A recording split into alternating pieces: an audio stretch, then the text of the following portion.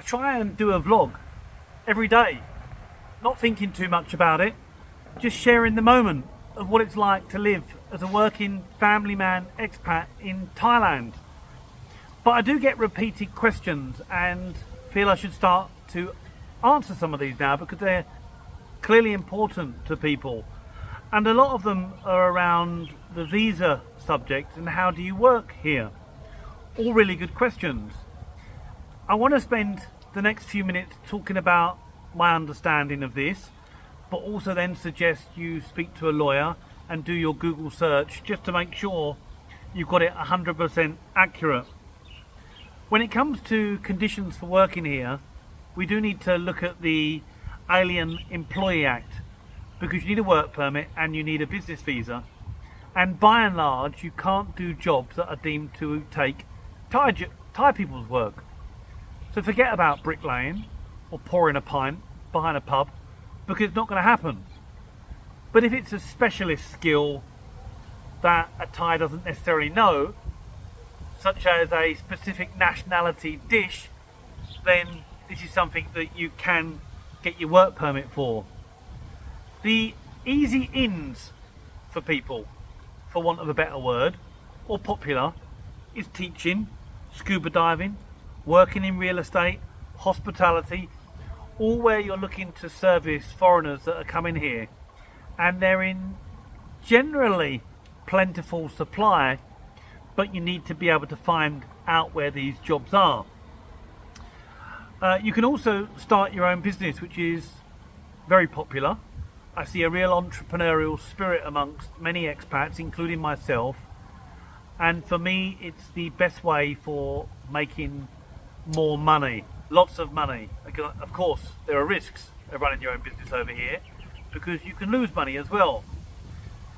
There are rules that you need to understand about this, such as you can only own 49% of a business and a set of Thai people 51%.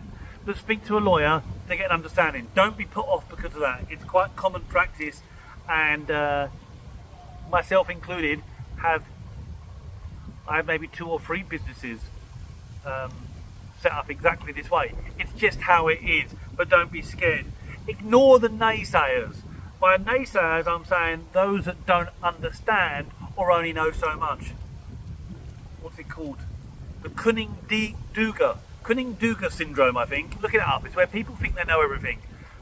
And when they think they know everything, they get it wrong, but it's through a lack of information. The more you learn, the more you realise you can earn lots of money here. Here's some stats I pulled off the internet. So the average salary for an expat in Thailand is $2,904 US, 102,000 Thai baht. To earn over 100,000 baht in Thailand, you're considered a luxury by these standards, and you can certainly have a comfortable life. If you're Western, the minimum salary is 50,000 Thai baht a month, which is 1,400 US dollars, and the minimum for a Russian is 30,000 Thai baht, which is 807,000 US dollars. And remember, the cost of living can be much cheaper than in the West as well. So it's all horses for courses in terms of the money you're putting in your pocket against what you need to get by. Although education can be expensive if you opt for international, and you do certainly want to insure your family when you come over here. And if it's a retiree visa, then you need to be insured anyway. But don't cut corners there. I also noticed, looking at online, that a budget traveller can get by on under 1,000 baht per day. That's including the accommodation as well. Just to give you again some insight as to what cash you might need here. So the message: work hard, enjoy the lifestyle blessings of being here. I'm just sitting around my pool now, sun's hitting me in the face. It's a glorious time of the year, November, December. The temperature gets a bit cooler, like a crisp British spring morning, but with a nice bit of heat. I absolutely love it. And actually, as a strange thing I said to my wife earlier, it's this feeling now that's starting to remind me of Christmas, whereas in the past in the UK it was the cold and the dark. It shows that I've acclimatised and I've started to live here long enough.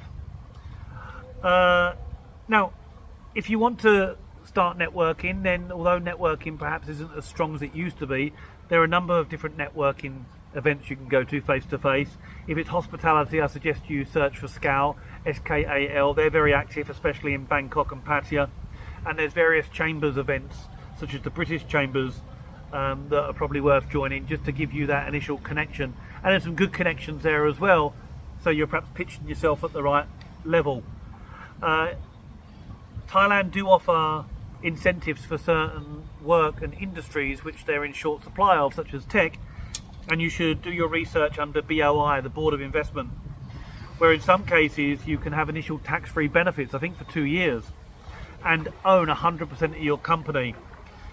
You can get a smart visa as well, that often ties in with the BOI, and that gives you 4-year visa with no need to do a 90-day report. Just prove you're smart is the nutshell there. There are, of course, various conditions for BOI. Go on to Google, but it's such as how much capital you've got in the company, I think 10 million Thai baht, how much you want to invest, and that might be a good way in. So be positive about coming to Thailand. I've always said it, you can earn more than you earn back in the West. And I had some very good jobs back in the UK, and you can earn more. Just work hard. Know the rules, stick to them, get your business visa, get your work permit, and enjoy all the spoils that this country gives to you. I wouldn't be anywhere else. Hope that was handy, and a start for 10. Keep safe. Down about Thailand.